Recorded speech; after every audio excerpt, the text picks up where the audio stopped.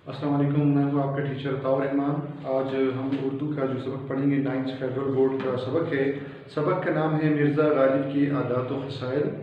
इसके जो मुसन्निफ़ हैं मौलाना अल्ताफ़ हुसैन हादी, उनका तारुफ हम पिछले लेक्चर में पढ़ चुके थे। अब हम इस सबक की तशरीह करेंगे और आसान उर्दू में इसकी पढ़ेंगे। मिर्ज़ा गालिब के अखलाक नहायत वसी थे। वो हर शख्स से जो उनसे मिलने जाता था बहुत कुशादा पेशानी से मिलते थे। अज़ीज़ तलबा, आपके लिए ये पहले से कुछ मुश्किल अल्फाज हैं, इनके मानी लिख दिए गए हैं ताकि हमें टाइम में बचत हो, क्योंकि ये लेक्चर ज़रा लंबा होता है और इसके लिखने में भी टाइम थोड़ा सा ज़ाया होता है। इसलिए इसमें जो पहला लफ्ज़ जो मुश्किल अल्फाज में है वो है वसी। वसी का मतलब खुला फैला हुआ। यहाँ पर खुला फैला हुआ से मैं मुराद मिर्ज़ा गालिब के अखलाक के बारे में है कि वो बहुत कुशादा पेशानी से मिलते, हर एक से अच्छे अखलाक से मिलते और हंसते हुए मिलते। जो शख्स एक दफ़ा उनसे मिलता उसे हमेशा मिलने का इश्तियाक रहता था। इश्तियाक के माने शौक़। ठीक है, ये आपके आसानी के लिए पहले से लिख दिए गए हैं ताकि आप जल्दी आसानी से पढ़ सकें और लिख सकें। दोस्तों को देख कर बाग बाग हो जाते थे। बाग बाग हो जाना, खुश हो जाना। और उनकी खुशी से खुश और गम से गमगीन होते थे। इसलिए उनके दोस्त हर मज़हब और मिल्लत के न सिर्फ दिल्ली में बल्कि तमाम हिंदुस्तान में बेशुमार थे। चूँकि मिर्ज़ा गालिब के आदात व खसाइल बहुत ज़्यादा अच्छे, वसी और कुशादा पेशानी से मिलने वाले इंसान थे, इसलिए उनके दोस्तों का अहबाब भी काफ़ी बड़ा था। और वो न सिर्फ हिंदुस्तान में दिल्ली बल्कि पूरे मुल्क में, पूरे हिंदुस्तान में उनके दोस्त पाए जाते थे। जो खतूत उन्होंने अपने दोस्तों को लिखे हैं उनके एक एक हर्फ से मेहर व मोहब्बत, गमख्वारी व यगानिगत टपकी पड़ती थी। मिर्ज़ा गालिब ने अपने दोस्तों को खतूत के जवाब में जो ख़त लिखे उनके एक एक हर्फ से मेहर मोहब्बत मतलब मोहब्बत का इजहार होता था, उनमें वो गमख्वारी होती थी और यगानिगत होती थी। यगानिगत होना मतलब हमदर्दी, और उनको अपनी तरह मतलब एक जैसा होने का एहसास दिलाते थे। हर एक ख़त का जवाब लिखना अपने ज़िम्मे फ़र्ज़ आइन समझते थे। फ़र्ज़ आइन समझना बहुत ज़्यादा ज़रूरी समझना, यहाँ मतलब एक खसूसी काम समझना। अपने दोस्तों को ख़त लिखना और उनका जवाब देना एक खसूसी काम समझते थे, फ़र्ज़ आइन समझते थे। उनका बहुत सा वक्त दोस्तों को जवाब लिखने में सर्फ होता था। बीमारी और तकलीफ़ की हालत में भी वो ख़तों के जवाब लिखने से बाज न आते थे। वो दोस्तों की फरमाइशों से कभी तंग दिल न होते थे। दोस्तों की फरमाइश मतलब दोस्त उनका मुख्तलिफ़ किस्म की फरमाइशें करते थे कि हमें गज़ल लिख कर भेजें, हमें नज़म लिख कर भेजें। इसी तरह उनके जो खतूत थे उनमें नज़म, गज़ल और मुख्तलिफ़ किस्म के अशार और उनकी इस्लाह करना, ये उनकी फरमाइशें होती थी। और मिर्ज़ा गालिब इस किस्म की फरमाइशों से कभी तंग दिल ना होते थे। तंग दिल का मतलब तंग होना, बोर होना, इसे इंग्लिश में बोरिंग कहते हैं। गज़लों की इस्लाह के सिवा और तरह तरह की फरमाइशें उनके बाज़ खालिस व मुखलिस दोस्त करते थे और उनकी तकमील करते थे। इसके अलावा दोस्त उनको मुख्तलिफ़ तरह की फरमाइशें और भी करते थे, और बाज़ खालिस और मुखलिस दोस्त, ऐसे दोस्त जो उनके बहुत करीबी दोस्त थे, वो उनकी नज़मों की, उनकी गज़लों की तकमील भी करते थे। जो ऐसी गज़लें, नज़में जिनकी तकमील उनके दोस्तों के लिए मुश्किल होती थी, वो उसकी तकमील के लिए मिर्ज़ा गालिब को खतूत लिखते थे। लोग उनको अक्सर बेरंग ख़त भेजते थे। बेरंग ख़त भेजना मतलब बग़ैर टिकट के, बग़ैर टिकट की ख़त भेजना, बग़ैर टिकट के ख़त भेजना।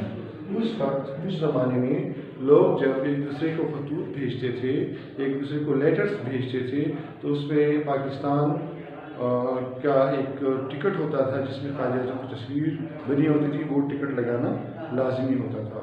और उस ज़माने में उसके اس کی جو قیمت تھی وہ 4 آنے 8 آنے 1 روپیہ 2 روپیہ ہوا کرتی تھی۔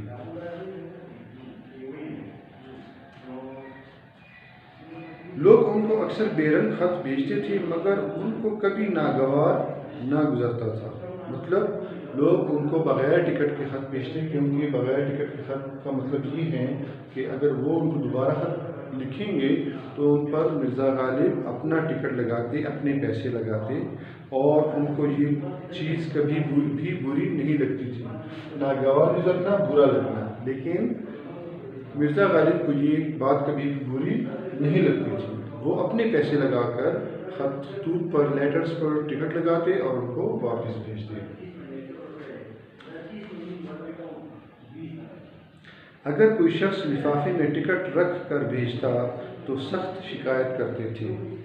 اس کے علاوہ اگر کوئی شخص، کوئی ان کا دوست لفافے میں ایکسٹرا ٹکٹ رکھ کر بھیج دیتا تو وہ سخت شکایت کرتے، مطلب ناراض ہو جاتے کہ کیوں، کیا میرے پاس پیسے نہیں ہیں، یا کیا میں آپ سے مطلب محبت نہیں رکھتا، یا میں آپ سے ڈیمانڈ کرتا ہوں، آپ کیوں جو اپنے خطوط میں، اپنے لیٹرز میں ٹکٹ بھجواتے ہیں۔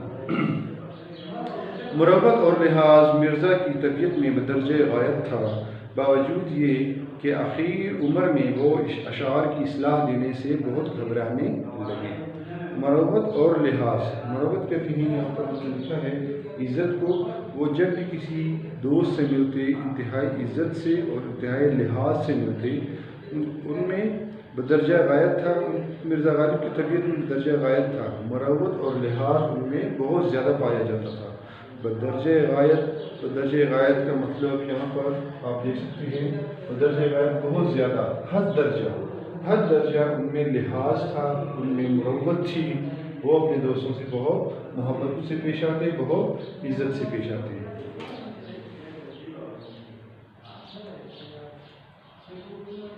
باوجود آخر عمر میں وہ اشعار کی اصلاح دینے سے بہت گھبرانے لگے۔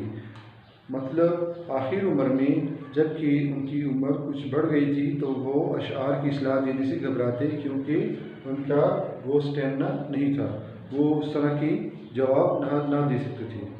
بائیں ہمہ کبھی کسی کا قصیدہ یا غزل بغیر اصلاح کے واپس نہ کرتے تھے۔